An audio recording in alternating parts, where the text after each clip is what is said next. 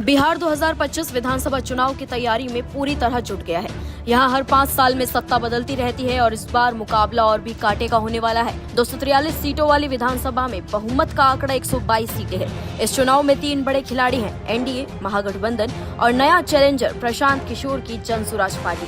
सभी पार्टियां पुरजोर तरीके से जनता का दिल जीतने के लिए रैलियों और जनसभाओं का दौर शुरू कर चुकी है। हाल ही में 2 बड़े सर्वे सामने आए हैं, लोकपोल सर्वे और एस इंडिया सर्वे। लोकपोल के अनुसार महागठबंधन 118 से 126 सीटें जीत सकता है, जबकि एनडीए को 105 से 114 सीटें मिल सकती है।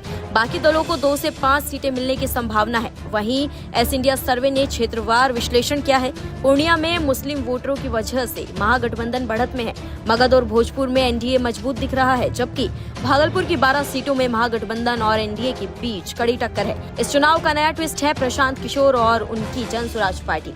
पीके का दावा है कि उनकी पार्टी 243 सीटों पर चुनाव लड़ेगी। भले ही ज्यादा सीटें ना मिले, लेकिन उनके वोट शेयर से एनडीए और महागठबंधन दोनों की रणनीति प्रभावित हो सकती है। कई राजनीतिक विश्लेषक इसे किंग मेकर स्थिति भी बता रहे हैं। सिर्फ विरोधियों के बीच ही नहीं, बल्कि दोनों गठबंधनों में भी आंतरिक खींचतान है। महागठबंधन में आरजेडी और कांग्रेस सीट बंटवारे पर भिड़ रही है। वहीं एनडीए में बीजेपी, जेडीयू और छोटे सहयोगियों के बीच मतभेद देखने को मिल रहे हैं। यानी चुनावी लड़ाई बाहर जितनी कठिन है, अंदर उतनी ही पेचीदा है।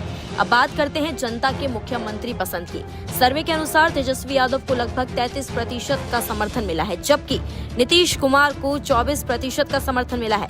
यानी तेजस्वी यादव इस समय अधिक लोकप्रिय हैं। वहीं प्रशांत किशोर विकल्प के तौर पर धीरे धीरे उभरते नजर आ रहे हैं। बिहार की जनता के लिए इस बार मुख्य मुद्दे हैं रोजगार, बेरोजगारी, जाति समीकरण, शिक्षा, स्वास्थ्य और सरकार की योजनाओं का प्रभाव। 2020 में एनडीए ने बहुमत हासिल किया था, लेकिन इस बार सियासी समीकरण बदल चुके हैं। एनडीए के पास वर्तमान में 132 सीटें हैं, जिसमें बीजेपी की 78, जेडीयू की 45 और जीतन राम मांझी की 4 सीटें शामिल हैं। महागठबंधन के पास 110 सीटें हैं, जिसमें आरजेडी की 75, कांग्रेस की 19 और वाम दलों की 16 सीटें शामिल हैं। चुनाव आयोग 30 सितंबर को फाइनल वोटर लिस्ट जारी करेगा, जिसके बाद ही चुनाव की तारीखों का ऐलान होगा। संभावना है कि चुनाव 2 या 3 चरणों में कराए जाएंगे। पिछली बार चुनाव 3 चरणों में हुए थे। पहला चरण 28 अक्टूबर, दूसरा चरण 3 नवंबर और तीसरा चरण 7 नवंबर को।